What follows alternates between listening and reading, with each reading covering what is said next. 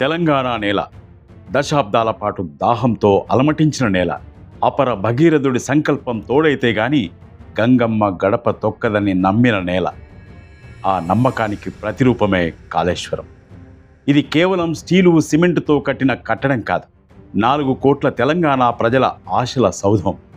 ప్రపంచమే విస్తుపోయేలా గోదావరిని reverse pumping చేసి సముద్ర మట్టానికి 100 మీటర్ల ఎత్తుకు నీటిని పారించిన ఇంజనీరింగ్ అద్భుతం. నాడు మండుటెండల్లో మత్తడి పోసిన చెరువులను చూసి రైతన్న కళ్ళల్లో మెరిసిన ఆనందమే ఈ ప్రాజెక్టుకు అసలైన సర్టిఫికెట్. కానీ కాలక్రమంలో ఆ పవిత్ర జలధారపై రాజకీయాలు బురద జల్లడం మొదలైంది. వారు ఆస్తులు సృష్టించడం అంటారు. ఏం సృష్టించారు అధ్యక్ష? ఒక్కటి చెప్పు. కాళేశ్వరం. మా వెంకటరెడ్డి గారు చెప్పారు అది కూలేశ్వరం అని. అభివృద్ధికి రాజకీయాలకు మధ్య జరిగే యుద్ధంలో అప్పుడప్పుడు నిజం మరుగున పడవచ్చు, కానీ నిప్పును ఎవరూ దాచలేరు. కాళేశ్వరం ప్రాజెక్టుపై కాంగ్రెస్ సర్కారు ప్రయోగించిన విచారణ అస్త్రం ఇప్పుడు అదే సర్కారుకు బూమరాంగ్లా తగిలింది. జస్టిస్ పిసి ఘోష్ కమిషన్ విచారణ విధానాన్ని తప్పుపడుతూ హైకోర్టు ఇచ్చిన స్టే రాజకీయ వర్గాల్లో ప్రకంపనలు సృష్టిస్తోంది. విచారణ అంటే సత్యాన్ని నిగ్గు తేల్చడం కావాలి, కానీ రాజకీయ లబ్ధి కోసం చేసే ప్రయత్నం కాకూడదని ధర్మాసనం వ్యాఖ్యలు స్పష్టం చేస్తున్నాయి. సెక్షన్ 8B, 8C వంటి కనీస నిబంధనలను పాటించకుండా, బాధ్యుల వివరాలు తీసుకోకుండా ఏకపక్షంగా వెలువరించే నివేదికలకు న్యాయస్థానంలో తావులేదని తేలిపోయింది. ఇక్కడ చర్చ కేవలం కమిషన్ నివేదికపైన మాత్రమే కాదు, ప్రాజెక్టు మనుగడపై కూడా జరగాలి. కాళేశ్వరం వల్ల లాభపడ్డ రైతాంగం వేల సంఖ్యలో ఉంది. ఎండిపోయిన ఉత్తర తెలంగాణ జిల్లాల్లో 2వ పంటకు భరోసా ఇచ్చిన ప్రాజెక్టు ఇది. రాజకీయ వివాదాల సాకుతో ప్రాజెక్టు నిర్వహణను గాలికి వదిలేయడం వల్ల అంతిమంగా నష్టపోయేది రైతే. ప్రాజెక్టులు ప్రజల ఆస్తి, అవి పార్టీల ఆస్తి కాదు.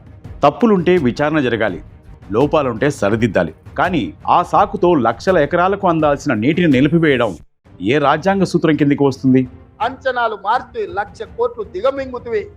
కాళేశ్వరం అని కడితే 3 ఏళ్లలోనే కూలేశ్వరం అయిపోయింది. కూలేశ్వరం అని నామకరణం చేసి భయాందోళన సృష్టించే ప్రయత్నం ఇప్పుడు హైకోర్టు తీర్పుతో ఆత్మరక్షణలో పడింది. నిజం నిప్పు లాంటిది, అది కాసేపు కప్పబడి ఉండవచ్చు, కానీ ఆరిపోదు.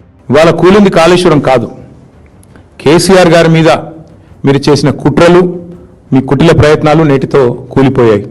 కేటీఆర్, హరీష్ రావు వంటి నాయకులు అన్నట్టు ఇది కేవలం ఒక రాజకీయ విజయం కాదు, తెలంగాణ రైతాంగం సాధించిన విజయం. ఎప్పటికైనా కాళేశ్వరమే ఈ రాష్ట్రానికి ప్రాణాధారం అవుతుంది.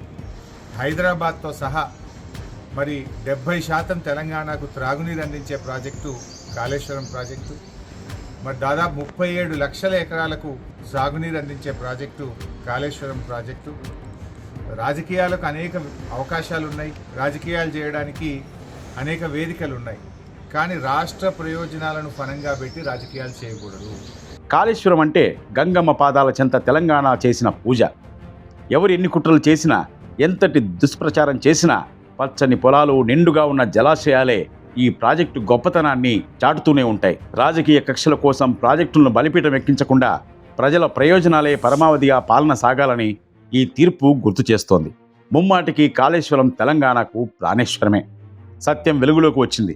ఇకనైనా వివాదాలు మాని, విద్వేషాలు పక్కన పెట్టి ఆ జలధారలు రైతన్న పొలాలకు చేరేలా చూడటమే అస్సలైన రాజధర్మం.